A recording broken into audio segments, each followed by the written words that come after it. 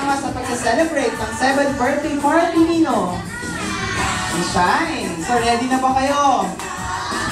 Wow! Kung ready na ang ating mga kids na bisita, mga mami at daddy, gutom na po ba kayo?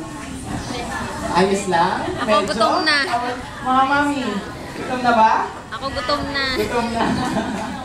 Pero bago tayo dumako sa ating eating time, tanungin muna natin ang mga kids na bisita ni Shine kung ano ba ang dahilan kung bakit sila nandito. Unahin natin tanungin si Erin dahil siya ang pinakamaliit sa grupo. Tama ba? Erin, madalas ko ba umaattend ng birthday party? Opo. Sige, kung madalas ka umaattend, ano ba yung mga ginagawa natin pag birthday party, Erin? Lalo ng nagsasabi levels, napapatibyan, nagsasabing houses, nagsasabing seven breaks, kahit lahat po ng Ayan, palakpakan naman natin siya. Sinabi niya lahat ang gagawin. Siyempre, mandyan ang games. Bukod sa games, bago i-blow yung candle ni Shine, anong gagawin? Jaisel, bago i-blow yung candle niya mamaya.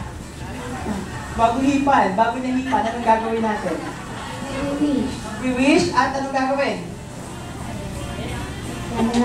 Maglalaro. Daniel, bago i-blow yung candle, anong gagawin bago siya mag-wish? Kakanta tayo ng birthday song. Ano naman ang pinaka-importante niyong gagawin? Bakit kayo nasa Jollibee? Casey, ano yung ginagawa mo pag pupunta ka ng Jollibee, Casey?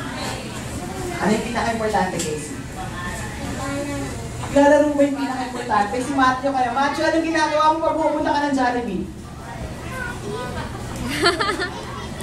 Sino? Sino?